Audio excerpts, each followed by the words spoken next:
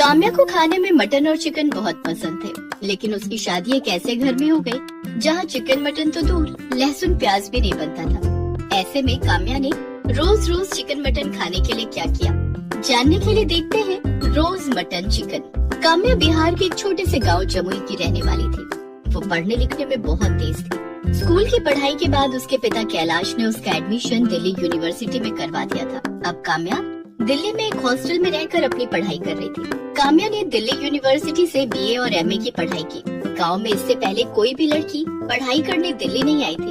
यही कारण था कि काम्या की शादी के लिए ढेरों रिश्ते आने लगे। पढ़ाई पूरी होने के बाद काम्या के माता पिता ने उसे वापस गाँव बुला लिया। माँ पापा, आप लोगों ने मुझे गाँव क्यों बुला लिया? मेरी वहाँ जॉब लगने वाली थी। देख काम्या, तेरी शादी के लिए बहुत अच्छा रिश्ता आया है।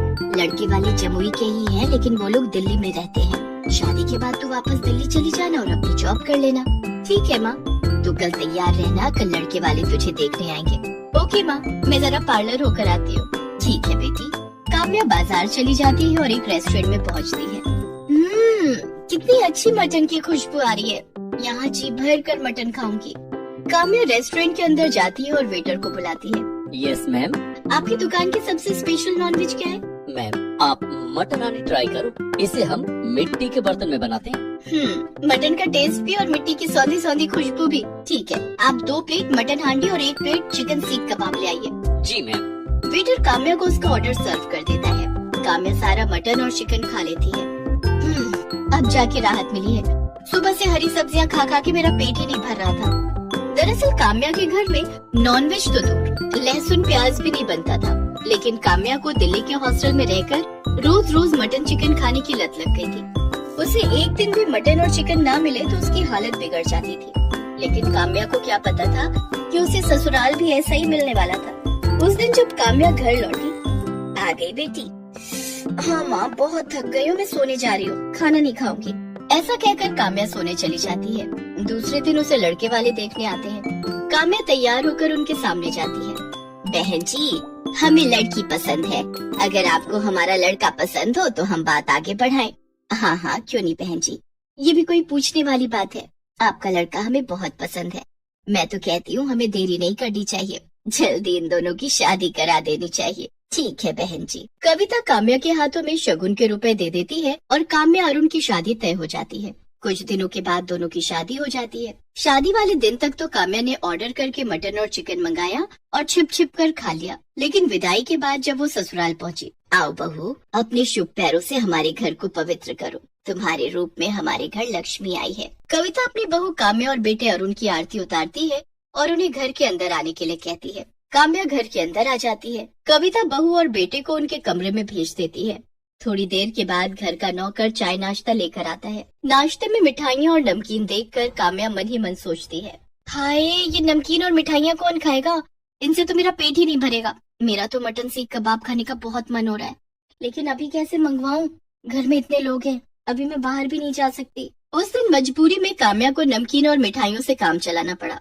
रात के खाने में भी उसे वेज खाना खाने को मिला। ऐसे 2-3 दिन गुजर गए। मटन चिकन के बिना काम्या के चेहरे की रौनक ही चली गई थी। क्या बात है काम्या, तुम कमजोर क्यों लग रही हो? यहाँ तुम्हें भरपेट खाना तो मिल रहा है ना? बहू, कहीं तू शर्म के मारे आधा पेट खाकर तो नहीं रह जाती? नहीं माँ जी, शर्म किस बात की, वो शादी की रस्मों में थक गई थी ना, इसलिए। अच्छा, ऐसी बात है तो तू आराम कर। वैसे भी तुझे घर के काम नहीं करने हैं, घर में नौकर तेरे लिए तो है। तुझे जो चीज चाहिए रामू से मांग लेना। जी माँ जी।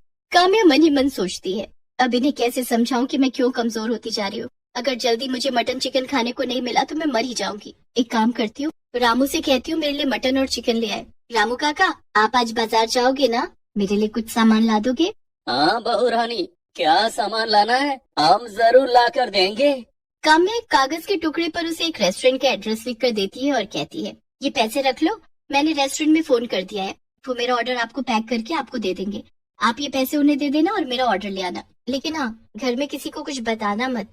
बहू रानी, क्या घर का खाना आपको पसंद नहीं आता? आपको कुछ और खाना हो तो मुझे बता दो, मैं घर पर ही बना दूंगा। बाजार का खाना सेहत के लिए अच्छा नहीं होता है। रामू काका, आपसे जितना कहा है उतना ही करो, आप यहाँ से जाओ। रामू काम्या से कुछ नहीं कहता है और पैसे लेकर रेस्टोरेंट चला जाता है।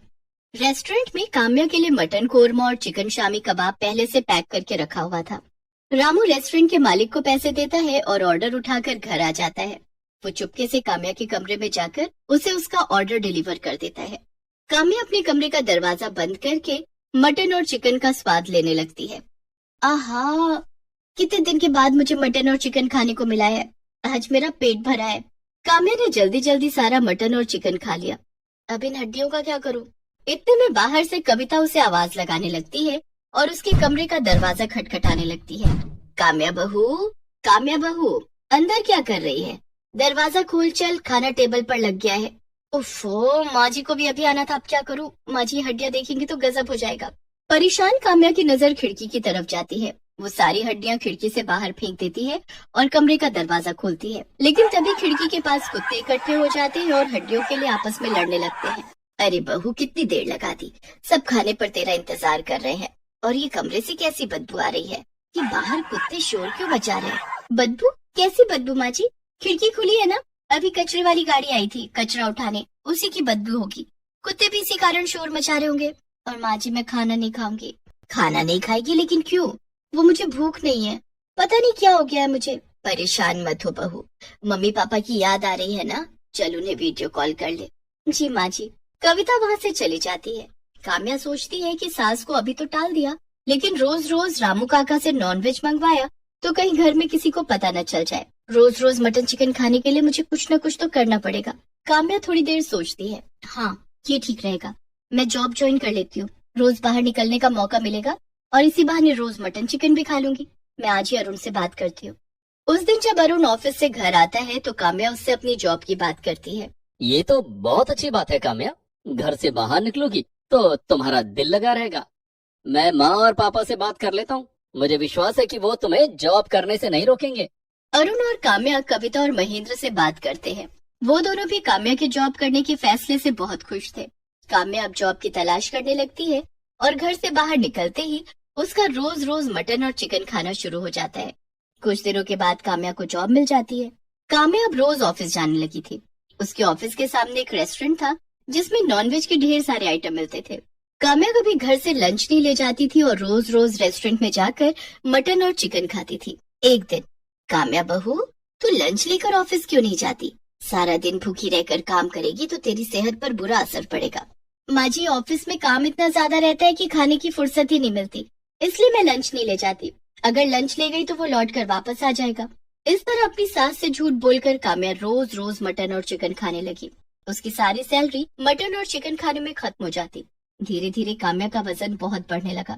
घर में सब इस बात से हैरान थे कि लंच न करने के बाद भी वो इतनी मोटी कैसे हो रही है। एक दिन काम्या ऑफिस के पास वाले रेस्टोरेंट में बैठकर मटन और चिकन खा रही थी कि तभी उसकी तबीयत अचानक बिगड़ गई। उसे चक्कर आने लगे और वो बेहोश होकर जमीन पर गिर पड़ी। उसके ऑफिस के कुछ दोस्त उसे उठाकर अस्पताल ले गए और उसके घर वालों को खबर दी। अरुण, कविता और महेंद्र भागे भागे अस्पताल आए। वहाँ डॉक्टर ने चेकअप किया और कविता से कहा, लगता है आपकी बहू रोज रोज मटन चिकन खाती है, तभी इनका कोलेस्ट्रॉल बहुत बढ़ गया और इनका बीपी भी बहुत हाई है। इन्हें बहुत ज्यादा सादा खाना खाना होगा, तभी इनकी सेहत सुधर सकती है। ये आप क्या कह रहे हैं डॉक्टर साहब? बेचारी मेरी बहू तो दिन में खाना भी नहीं खाती है, वो चिकन मटन कैसे खा सकती है? देखिए, ये रोज मटन चिकन खाती है, ये मैं नहीं कह रहा हूँ, इनकी रिपोर्ट कह रही है। माँ जी, मुझे माफ कर दीजिए, डॉक्टर सही कह रहे हैं। मैं रोज छिप छिप कर मटन चिकन खाती थी, लेकिन अब कभी उन्हें हाथ भी नहीं लगाऊंगी। काम्या की चोरी पकड़ी गई थी, लेकिन उसने अपने घर वालों से इसके लिए माफी मांगी और कभी मटन चिकन ना खाने की कसम खाई। अनुभा को दूसरों को सजाने संवारने का बहुत शौक था। कॉलेज की पार्टी में अनुभा ने अपनी सबसे प्यारी सहेली के लिए कुछ ऐसा किया कि जिसके बाद पूरे शहर में उसके चर्चे होने लगे। महिलाएं और छोटी बड़ी सारी लड़कियां अनुभा की कला की दीवानी हो गई। अनुभा ने ऐसा क्या किया था, जानने के लिए देखते हैं। मेहंदी ब्लाउज वाली। अनुभा बेहद गरीब परिवार से थी। उसके पिता जगमोहन ऑटो रिक्शा चलाते थे। अनुभा को पढ़ने का बहुत शौक था। सरकारी स्कूल से 12वीं पास करने के बाद माँ सुलेखा और पिता जगमोहन ने पाई जोड़कर उसका एडमिशन शहर के अच्छे से कॉलेज में करवाया था। अनुभा अभी बीकॉम फर्स्ट ईयर में पढ़ रही थी। जगमोहन रोज अनुभा को अपने ऑटो पर बिठाकर कॉलेज तक छोड़ने जाते। एक दिन पापा, आज हमारे कॉलेज में फेस्ट है। मेरी फ्रेंड दीप्ति ने अपना मेकअप करवाने के लिए मुझे अपने घर बुलाया है। उसका ड्राइवर मुझे लेने के लिए आता ही होगा। दीप्ति को तैयार करके हम लोग वहीं से कॉलेज चले जाएंगे। ठीक है अनुभा बेटी, दीप्ति का मेकअप अच्छे से करना। अच्छा अब मैं चलता हूँ। अनुभा की माँ, मुझे मेरा लंच तो दे दो। अभी लाई जी। सुलेखा ने खाने का डिब्बा जगमोहन को दे दिया। जगमोहन अपने ऑटो पर बैठकर निकल गया। थोड़ी देर में दीप्ति का ड्राइवर गाड़ी लेकर अनुभा के घर पहुंचा। अनुभा गाड़ी में बैठकर दीप्ति के घर पहुंच गई। वहाँ उसने दीप्ति का अच्छे से मेकअप किया और दीप्ति को साड़ी भी पहनाई। अरे वाह अनुभा, तूने तो मुझे कटरीना बना दिया। वाह, कितना अच्छा मेकअप किया है। ये शरबती आंखें, ये सुर्खोट, हाय, हर कोई मुझे ही देखता रह जाएगा। थैंक्स यार, आज कॉलेज के सारे लड़के तुझे प्रपोज करेंगे, तू देखना। दोनों सहेलियां हंसने लगती हैं। अब चल, जल्दी चल, फेस्ट शुरू होने वाला होगा। हाँ हाँ चलते हैं। दोनों सहेलियां कॉलेज जाने के लिए कमरे से बाहर निकली और गाड़ी में बैठने ही वाली थी कि जल्दबाजी में दीप्ति का ब्लाउज गाड़ी के दरवाजे से लगकर फट गया। ओ यार, मेरा ब्लाउज फट गया, अब क्या करूं? मेरे पास तो एक ही साड़ी है, मैंने कोई दूसरी ड्रेस भी नहीं खरीदी थी। सोचा था पारंपरिक ड्रेस में फेस्ट में जाऊंगी।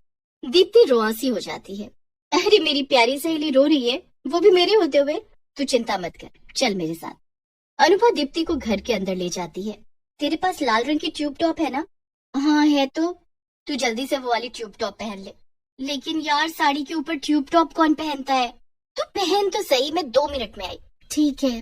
दीप्ति लाल रंग का ट्यूब टॉप पहन लेती है और इतनी देर में अनुभा दौड़कर बगल वाली दुकान में जाती है। भैया, एक मेहंदी की कूप देना।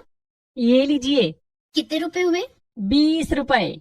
अनुभा उस दुकानदार को 20 रुपए देकर मेहंदी की कूप खरीद कर ले आती है। ये देख, मैंने ट्यूब टॉप पहन ली, लेकिन साड़ी पर ट्यूब टॉप कितनी बुरी लग रही है। ना ही पारंपरिक ड्रेस लग रही है और ना ही मॉडर्न। ओहो, तू चिंता मत कर, बस 10 मिनट शांत होकर बैठ जा। अनुभा मेहंदी की कूप से दीप्ति की पीठ पर बहुत सुंदर ब्लाउज का डिजाइन बनाती है, जिसे देखकर ऐसा लग रहा था मानो दीप्ति ने मेहंदी का डिजाइनदार ब्लाउज पहना हो। 10 मिनट में अनुभा ने दीप्ति की पीठ पर मेहंदी से ब्लाउज का डिजाइन बनाकर तैयार कर दिया। अब खुद को आईने में देख। दीप्ति ने जब खुद को आईने में देखा तो देखती रह गई। वाह यार, तूने तो कमाल कर दिया। ऐसा लग रहा है जैसे मैंने मेहंदी की ब्लाउज पहन रखी हो। तूने तो मेरी सारी टेंशन दूर कर दी। अब चल कॉलेज चलते हैं, नहीं तो फेस्ट खत्म हो जाएगा। दोनों सहेलियां गाड़ी में बैठकर कॉलेज आ जाती हैं। उस दिन फेस्ट में कॉलेज के सभी लड़के लड़कियों की नजर दीप्ति पर टिकी थी। कई लड़कियों ने, यहाँ तक कि प्रोफेसर ने भी दीप्ति से उसके मेहंदी डिजाइन वाली ब्लाउज का राज पूछा। दीप्ति, तुम्हारा मेहंदी ब्लाउज तो बहुत यूनिक है, कहाँ से बनवाया? मैडम, ये तो अनुभा का कमाल है, उसी ने ये डिजाइन बनाया और मेरी लाज बचा ली, नहीं तो मैं आज फेस्ट में नहीं आ पाती। लाज बचा ली? वो कैसे? दीप्ति ने सबको बताया कि किस तरह अनुभा ने उसका मेहंदी ब्लाउज बनाया। सभी अनुभा से उसका फोन नंबर मांगने लगे। अनुभा, अगले महीने मेरी बेटी की शादी है। अगर तुम बुरा न मानो तो क्या मेरी बेटी के लिए ऐसा मेहंदी वाला ब्लाउज बना सकती हो?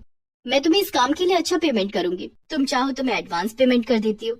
नहीं मैडम, एडवांस पेमेंट की कोई जरूरत नहीं है। मैं आपकी बेटी की शादी में जरूर आऊंगी और मेहंदी ब्लाउज बना दूंगी। आप काम के बाद पैसे दे देना। कॉलेज की लड़कियां भी अनुभा की तरफ ही खींची चली आई। हाय अनुभा, यार परसों मुझे एक पार्टी में जाना है, क्या तुम मेरे घर आकर मेरी पीठ पर भी ऐसी मेहंदी ब्लाउज बना दोगी? हाँ, क्यों नहीं, मुझे अपना नंबर दे दो। हाँ भी लो। इस तरह से सभी लोगों ने अनुभा से उसका मोबाइल नंबर लिया और उसे उस दिन ही कई काम मिल गए। अनुभा ने घर आकर ये बात जगमोहन और सुलेखा को बताई। वाह बेटी, तुझे तो ढेर सारे काम मिल गए, ये तो बहुत अच्छी बात है। लेकिन अनुभा बेटी, अगर तू मेहंदी ब्लाउज बनाने का काम करेगी तो पढ़ाई कब करेगी? इस काम से तेरी पढ़ाई पर असर पड़ेगा। बाबा, मैं मैनेज कर लूंगी। नहीं अनुभा, तुझे अभी अपनी पढ़ाई पर ध्यान देना चाहिए, न कि इन सब फालतू काम में। पिता के सख्त रुख को देखकर अनुभा ने मेहंदी ब्लाउज के काम के बारे में सोचना छोड़ दिया। दूसरे दिन रविवार था और अनुभा के कॉलेज की छुट्टी थी। उस दिन जगमोहन अकेले ही ऑटो लेकर निकला, लेकिन जगमोहन को पता नहीं था कि वो दिन उसके लिए कयामत का दिन साबित होने वाला है। जगमोहन के ऑटो को एक ट्रक ने पीछे से टक्कर मारी। जगमोहन बुरी तरह से घायल हो गया। हादसे में ऑटो बुरी तरह से टूटकर चकनाचूर हो गया था। आसपास के लोगों ने जगमोहन को अस्पताल में भर्ती करवाया और अनुभा को इस बात की खबर दी। अनुभा और सुलेखा दोनों भागे भागे अस्पताल पहुंचे। देखिए, हादसे में इनका सिर फट गया है और दाहिना पैर फ्रैक्चर हो गया है। इनको 2 महीने तक कंप्लीट बेड रेस्ट की जरूरत है। अनुभा और सुलेखा जगमोहन को घर ले आए। अनुभा की माँ, ऑटो तो अब चलने लायक नहीं रहा और ना ही मैं, घर का खर्च कैसे चलेगा? यही तो मैं भी सोच रही हूँ अनुभा के बाबा। घर का खर्च, अनुभा की पढ़ाई का खर्च, आपकी दवाइयाँ, ये सब कैसे होगा? कुछ समझ नहीं आ रहा है। अचानक इतनी सारी मुसीबतें एक साथ आ गई, हमने कभी सोचा भी नहीं था। अनुभा अपने माता पिता की बातें सुन रही थी। माँ बाबूजी, आप लोग कहें तो मैं मेहंदी ब्लाउज बनाने का काम शुरू कर दूं। मुझे यकीन है कि लोगों को मेरा काम पसंद आएगा और इतने पैसे तो मिल ही जाएंगे कि घर का खर्च भी निकल जाएगा और पिताजी की दवाइयाँ भी आ जाएंगी। लेकिन अनुभा बेटी। पिताजी मना मत करिए, जब आप ठीक हो जाएंगे तब मैं ये काम छोड़ दूंगी। ठीक है अनुभा बेटी, तो मेहंदी ब्लाउज बनाने का काम शुरू कर दे। जगमोहन के पास और कोई रास्ता नहीं था। ठीक है पिताजी, मुझे तो कल के लिए काम भी मिला हुआ है। कॉलेज में एक लड़की है प्रिया, उसने मेहंदी ब्लाउज बनाने के लिए कल सुबह मुझे अपने घर बुलाया है। दूसरे दिन अनुभा मेहंदी की कूप लेकर प्रिया के घर पहुंच जाती है। उसकी पीठ पर मेहंदी ब्लाउज की बहुत खूबसूरत डिजाइन बनाती है। वाह अनुभा, तेरे हाथों में जादू है। तूने कितना प्यारा मेहंदी ब्लाउज बनाया है। देखना प्रिया, पार्टी की सारी लाइमलाइट तू ही ले जाएगी। और हुआ भी वही। प्रिया जब पार्टी में पहुंची तो सभी उसके मेहंदी ब्लाउज को देख रहे थे। पूरी पार्टी में प्रिया का मेहंदी ब्लाउज हॉट टॉपिक बन गया था। सबने प्रिया से मेहंदी ब्लाउज बनाने वाली का नंबर ले लिया। अब तो दिन रात सुबह शाम अनुभा के पास ढेरों फोन आने लगे। अनुभा को मेहंदी ब्लाउज बनाने के इतने काम मिल गए कि उसके पास सांस लेने की फुर्सत भी नहीं बची। इस काम के लिए लोग अनुभा को पैसे भी अच्छे दे रहे थे। अनुभा अब एक दिन में 5 से 10 हजार रुपए कमाने लगी। धीरे धीरे 1 महीना बीत गया। अनुभा के कमाए हुए पैसों से घर का खर्च भी अच्छे से चल रहा था और जगमोहन का इलाज भी हो रहा था। कुछ दिनों के बाद, अनुभा बेटी, आज तेरे पापा के पैरों का प्लास्टर कटवाना है। इन्हें अस्पताल कैसे लेकर जाएंगे? तुम चिंता क्यों करती हो माँ, मैं अभी ऑनलाइन कैब बुक कर देती हूँ। अनुभा ने कैब बुलाया और दोनों जगमोहन को अस्पताल लेकर गए। वहाँ डॉक्टर ने जगमोहन के पैर का प्लास्टर काट दिया। इन्हें अभी 1 महीना और आराम की जरूरत है। इन्हें धीरे धीरे वॉकर से चलने में मदद करनी होगी। ठीक है डॉक्टर साहब। अनुभा और सुलेखा दोनों जगमोहन को घर ले आए। अनुभा बेटी, मेरी वजह से तुझे पढ़ाई छोड़कर मेहंदी ब्लाउज बनाने का काम करना पड़ रहा है। बस 1 महीने की बात है, मैं ठीक हो जाऊंगा तो तुझे काम नहीं करने दूंगा। लेकिन ठीक होकर आप क्या करेंगे? ऑटो तो चलने की हालत में नहीं है, हमें दूसरा ऑटो खरीदना होगा। इतने पैसे कहाँ से आएंगे? माँ बाबूजी, बस 1 महीने की बात है, 1 महीने के बाद सब ठीक हो जाएगा। अनुभा कड़ी मेहनत करने लगी। वो नाइट पार्टी में जाने वाली महिलाओं के लिए रातों को भी मेहंदी ब्लाउज बनाने लगी। नाइट में काम करने के लिए उसे ज्यादा पैसे मिलने लगे। देखते ही देखते 1 महीना गुजर गया। जगमोहन अब पूरी तरह से ठीक हो चुका था। एक दिन, बाबा जरा बाहर आना, आपके लिए एक सरप्राइज है। सरप्राइज? कैसा सरप्राइज? आओ तो सही। जगमोहन और सुलेखा दोनों घर के बाहर आए तो उन्होंने देखा कि एक चमचमाती हुई नई कार बाहर खड़ी थी। अनुभा ने उस कार की चाबी जगमोहन को देते हुए कहा, आज से आप अपनी गाड़ी चलाओगे। लेकिन बेटी, ये गाड़ी तो बहुत महंगी होगी, तू इतने पैसे कहाँ से लाई? ये गाड़ी मैंने मेहंदी ब्लाउज बनाकर कमाए पैसों से खरीदी है। इसकी कुछ इंस्टॉलमेंट चुकानी बाकी है, वो मैं चुका दूंगी। बाबा, मैं ये काम नहीं छोड़ना चाहती हूँ, प्लीज मेहंदी ब्लाउज बनाने का काम छोड़ने के लिए मत कहना। ठीक है अनुभा बेटी, तेरी खुशी में ही मेरी खुशी है। जगमोहन ने अनुभा को गले से लगा लिया। अनुभा ने मेहंदी ब्लाउज बनाने की कला से पूरे शहर में नाम कमा लिया था और पैसा भी। वो दिन रात तरक्की करने लगी और अपने माता पिता को वो Please subscribe this channel.